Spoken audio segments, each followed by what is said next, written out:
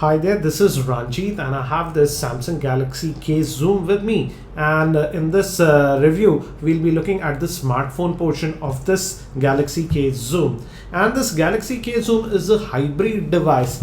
It's a smartphone, Android smartphone, but if you look at the back, it also is a point and shoot camera. So it's kind of a camera come smartphone. I've actually already done the review regarding the camera features of this. It sports a 20.7 megapixel rear facing camera with 10x optical zoom, and in this video we'll be looking at the smartphone features. I've already posted the camera review in the separate video, so you can check out that video if you want to look at the camera features and the sample videos and pictures that I've taken with this Galaxy K Zoom.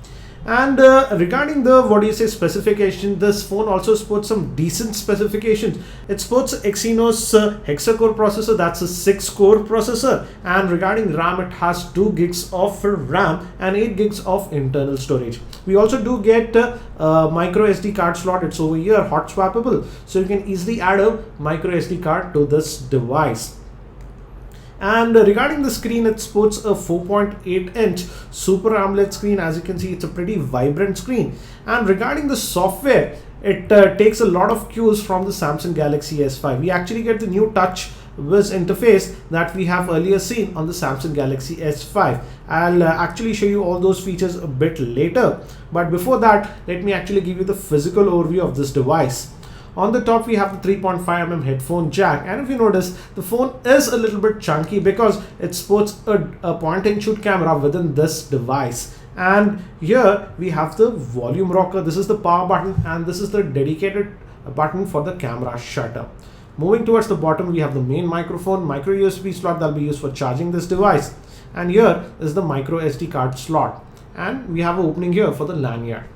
At the back, we have the opening for the speaker phone, and this is the Xeon flash, the camera lens, and do note that we have a automatic shutter here which actually closes and protects the lens, and it's pretty secure. I have been using this device now for almost 25 days and as you can see, it is working. And in fact, let me just actually unlock the camera, and when you open the camera, the lens just comes out like this as it has optical zoom. Let me just close it back. And if you close it, it goes back like this. The back is dimpled like we have seen on the Samsung Galaxy S5, and it does provide actually pretty decent grip. This back cover is openable. You can easily open it, and this reveals the battery. The battery is a 2430 milliamp hour battery, and I would say in terms of battery life, the battery life is decent. And to compare, I would say it is the battery life I was getting was between the Samsung Galaxy S3 and the S4.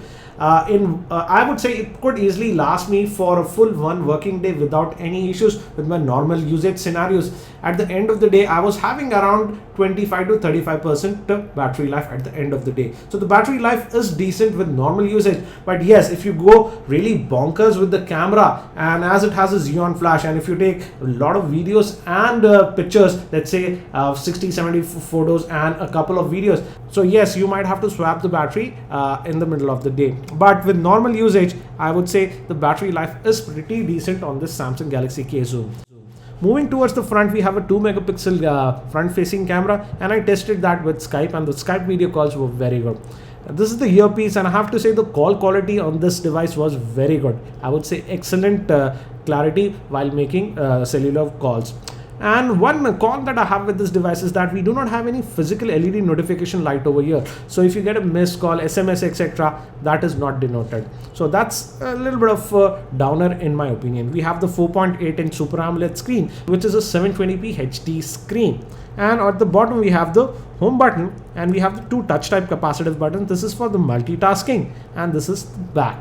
And again, this, as I told you, the software is very similar to the one we found on the Samsung Galaxy S5. We get this new TouchWiz interface.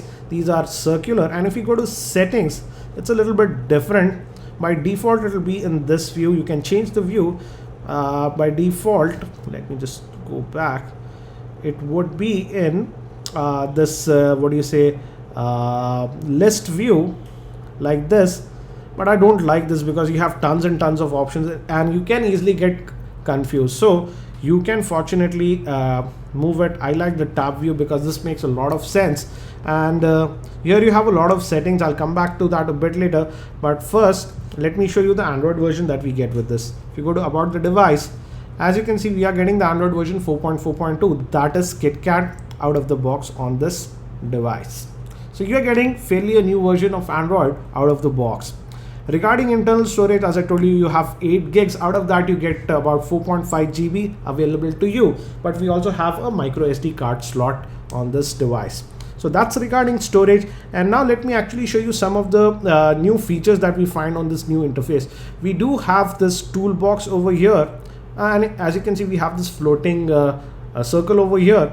And that will stay on all the screen. And it helps you in kind of jumping between the apps. If you just tap on this, you have these frequent apps. You can edit this, and from here directly you can jump between the apps like this. It always stays like this. You can easily disable it if you want. Just go here and in the toolbox just uncheck it and that goes away.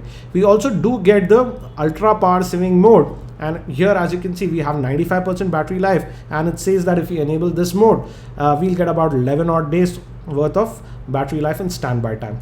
But do note that going into ultra power saving mode does take about 30 odd seconds. So in terms of battery life, I would say you shouldn't have a problem with this device because we do have this ultra power saving mode. And let's say if you are low on battery around 20-25%, just enable this mode and you should be good to go. But do note that in ultra power saving mode, not all apps can be run. Only a few apps can run like this, and these are the other apps that you can add. So this is the ultra power saving mode, and you can get out of this. Let's just disable this and let's go back to our normal mode now. This is how you might look when you're talking on the phone, and it might feel a little bit weird because people might think, why are you holding a camera to your head? But I got used to it, but again, it's a personal preference in my opinion. Now, talking about the general usability of this phone is that this is a heavy phone because it weighs around 200 grams, and that is due to this lens. It's a little bit top heavy, I would say. Here if you hold it, in holding a single hand it is okay as you can see, but it is a little bit top heavy. I would say I got used to the weight after about 5-6 days of usage, but yes, certainly it is a little bit top heavy in my opinion. Now coming to general performance of this device as a smartphone, the phone actually performed very well and I did not face any issues of lagginess on this device. It was pretty snappy, so the Exynos 6-core processor is working pretty fine on this phone. I didn't do extensive gaming on this device, but I played some casual games and it could run even those without any issues. So in terms of normal usage, I would say as a smartphone it performed pretty well in my opinion. And let me actually show you all the toggles. These are all the quick toggles that you can access. Again, we have the standard features like smart pause, smart stay, etc. that we generally get with many of the high-end Android devices by Samsung. We also do have the NFC option on this device. So as I mentioned, as a smartphone it performed actually pretty well, and as it has 2 gigs of RAM, even multitasking was fairly decent. As you can see, I'm running quite a few apps and it runs fine. Let me actually fire up the web browser. This is our website, that's tech2buzz.com. And let's just open up let's open this Galaxy Tab S page. We have a YouTube video, so let me actually play back that one and show it to you. And let's just go here. And again, we have revamped our website, that's tech2buzz.com, so make sure that you check it out. And let's play back this video. This is the Samsung Galaxy Tab S 10.5, which sports this. As you can see, the viewing angles are also excellent on this AMOLED screen. Hi, this is Ranjit, and I have been using this Samsung. So let me just get out. So in terms of web browsing also, I did not have any issues with this device. Let's just go to some other site also. Let me just show you that. Let's go to, let's say, news.com. This is the keyboard that we get standard. And again, my net connection is a little bit slow today. So as you can see, it loaded it fine without any issues. And also this is the pinch to zoom, and that's also pretty responsive. So in general performance as a smartphone, actually this phone performed pretty well in my opinion. Also regarding the multimedia and connectivity, here also I was pretty happy. This phone does support USB OTG without any issues, and let me just show you that. I'm plugging again a USB OTG. This is from SanDisk, this, and as you can see, it detected it and it will open. Yeah, as you can see, these are the files that are residing on this thumb drive, and we can actually directly play them.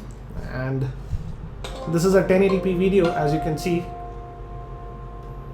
and see the viewing angles again, very good viewing angles. So in terms of multimedia playback, etc., I did not have any issues with this phone. This is one more video. This is a 720p video. As you can see, it's playing it very well. So in terms of multimedia playback also, I did not have any issues. And let's just eject this USB drive.